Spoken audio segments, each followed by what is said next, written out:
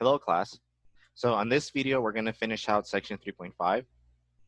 In the previous videos, we saw the general method, or the method that we're using to find the general solution for a second-order linear non-homogeneous ODE with constant coefficients. Right? So we saw the method is find the solution to the homogeneous case, right? The general solution for the homogeneous case, and then find a particular solution that works for the original ODE. Add them together, and that's the general solution. Okay. Now we saw there was one thing to be careful of, and it was that if a term in your particular solution was already of the form of the particular solution, was already included in the general solution for the homogeneous case. So we talked about that and we saw how to fix it. The last thing we're going to do is talk about how we can use the superposition principle to maybe simplify our work a little bit, and we're trying to find the particular solution. Okay? So let's do an example here. So example 5. So find the general solution to y double prime minus 8y prime plus 25y equals x to the 4th times e to the minus 3x plus cosine x times e to the x. Okay, so first let's find the general solution for the homogeneous case. So let's find the characteristic polynomial p of r squared minus 8r plus 25. Now this one I don't think factors nicely, so I'm going to go ahead and just immediately plug it into the quadratic formula. So r equals negative b. Remember b, okay, so again, I'm assuming you know how to use the quadratic formula, but we get negative b, which is 8, plus or minus the square root of b squared minus 4 times a times c, all divided by 2 times a. So let's simplify. We get 8 plus or minus the square root of something over 2. See what that something is. So we get 64 minus 4 times 25. So that's 100, right? So 64 minus 100, which is negative 36. Okay. Now we simplify using the fact, remember we use the property that I squared equals negative 1, or for our purposes, I equals the square root of negative 1. So let's write that here as a reminder. So we rewrite this using that identity, and we get plus or minus the square root of negative 1 to the square root of 36 over 2. That's 8 plus or minus. Square root of 36 is 6. Square root of negative 1 is I, so we get 6i over 2. Both terms are divisible by 2. So divide 8 and 6 by 2, we get 4 plus or minus 2i. Those are our two solutions to the characteristic polynomial when we set it equal to 0. So we can find what the general solution is. So the general solution to the homogeneous case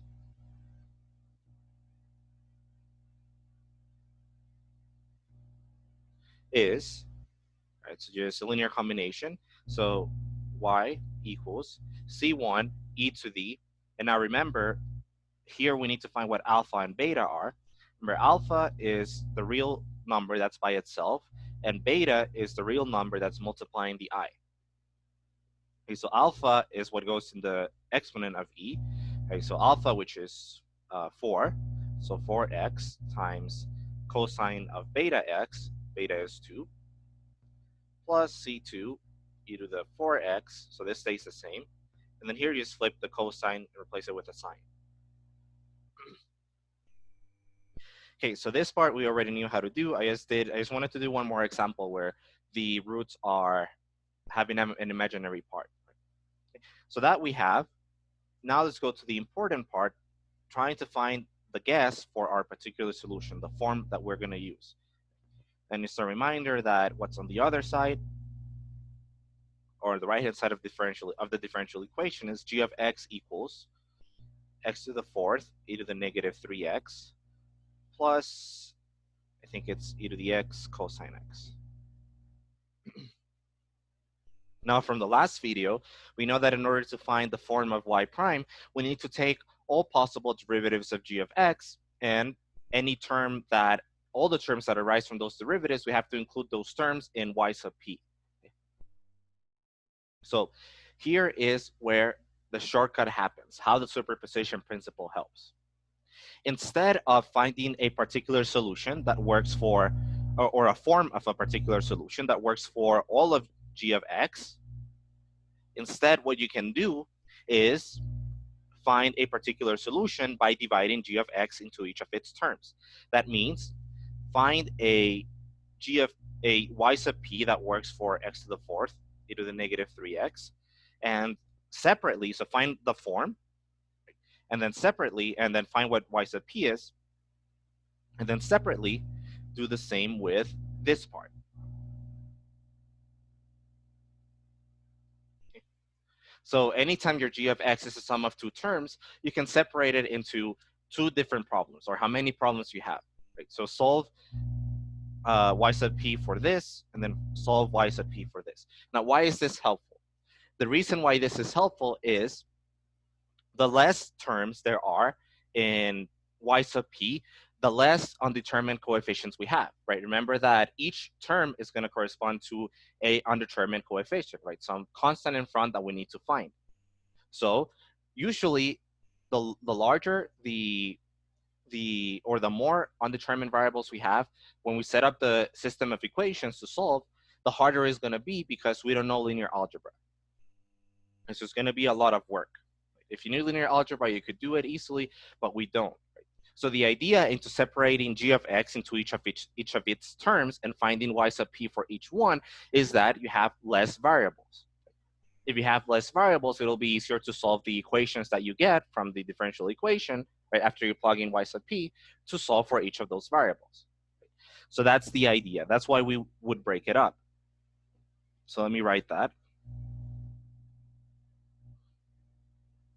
We can break up g of x into each of its terms.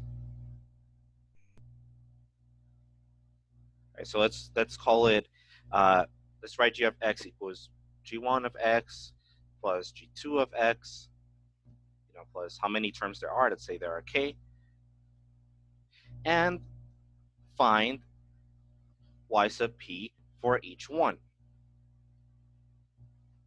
And again, the benefit of this is that we have less undetermined coefficients or unknown coefficients to work with in each case. So let me write that. This is helpful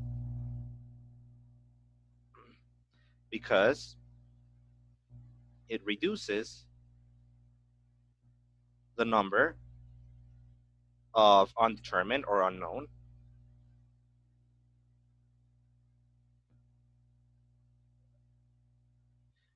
coefficients we need to work with at one time.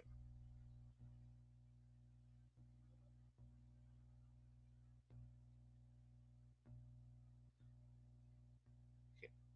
And then why does this work? Well, by the superposition principle, we can just add all of those y sub p's that we find for each term, and they are going to still be a particular solution for all of g of x, right? So that's the last thing. That's why this actually works, separating it and doing each term by term, and then just add all the particular solutions you get. So let's write this here. If y sub p sub I is the particular solution, you get for the term g sub I, then the particular solution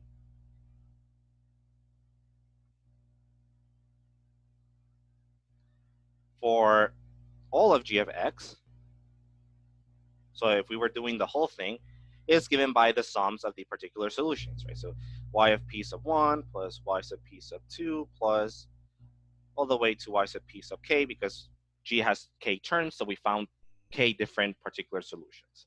Okay. So that's the idea. So let's just go ahead and do it for this problem. I'm not going to solve everything. I'm just going to set up the forms of y sub p's, and then I'm going to leave it as an exercise for you to actually solve for the undetermined coefficients in each case. Right, so let's go ahead. Let's first find y sub p for x to the fourth e to the negative 3x.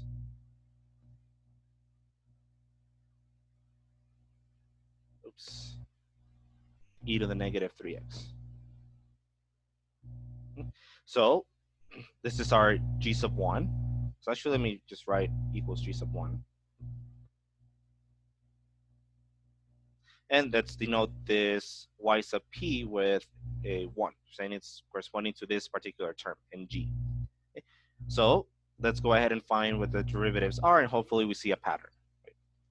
So let's find the first derivative of g1, sorry, not y.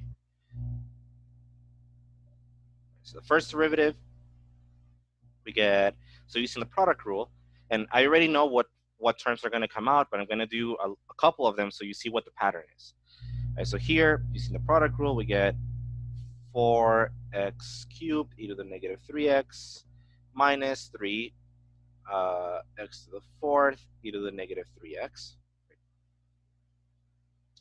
And now hopefully this is enough, right? Because what's going to happen every time we take a new derivative? Well, all that's going to be happening is we're going to be getting terms that look like a constant times a power of x to the fourth, where that power is getting smaller and smaller. And then you can verify that, right? You can check, you can do a couple more and see that all of the new terms you get are just terms with that look like a constant, let's call it c, times x to the m e to the negative 3x, where m is going from 4, right, which we have from the original one, and also here, where m is equal to 4, 3, 2, 1, all the way until m equals 0, right? Until the derivative goes to, that derivative goes to 0.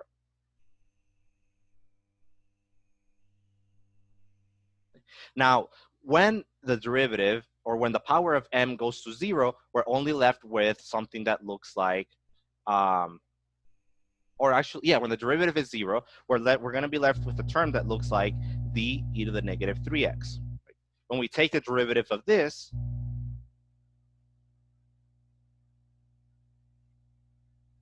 right, since by the product rule, right, we're going to, in one of the terms, we're going to take the derivative of d. It's a constant, which is 0. So this is going to be 0 plus something, right? Meaning that we also get a constant term when we take these derivatives. Okay? So in general, and again, you can go through the work and convince yourself that this is all you get. So that means that for our particular case, our form for y sub p1 is going to be, well, something that is a constant times x to the fourth times e to the negative 3x, a constant times x cubed e to the negative 3x, constant times x squared e to the negative 3x, plus a constant times x e to the negative 3x, plus just a constant, right, times e to the negative 3x. And again, that comes from the fact that eventually your x to the fourth becomes just a constant, and then the derivative of that is 0, right? This you can write in shorthand if you want as a x to the fourth plus b x cubed plus c x squared plus dx plus e times e to the negative 3x. So I just factored out this, right? So just to write it more concise. So then you would plug this into the ODE, right? And then solve for A, B, C, D, and E. So see that already we have 5 different unknown coefficients to work with. Imagine if we're also including the terms from the other term of g of x. Imagine if we were also including this. We get 2 extra terms from this. So now we would have 7 unknown coefficients, right? And again, the more coefficients you have, the harder it's going to be to solve the equations after you plug them the guess of y sub p into your ODE. Right? So this would be your guess for y sub p1. Then you finish it off, find what the unknown coefficients are as an exercise. So find the unknown coefficients as an exercise.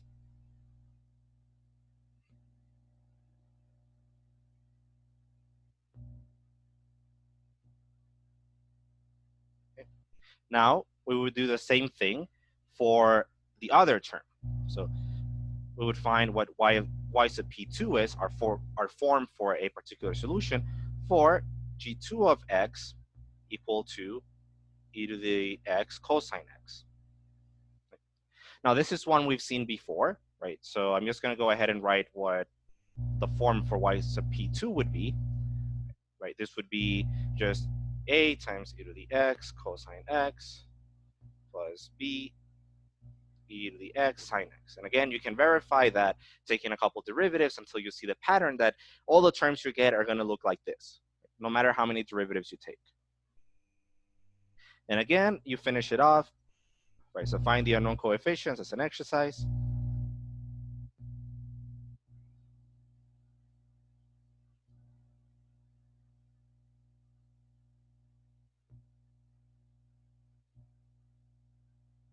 Right?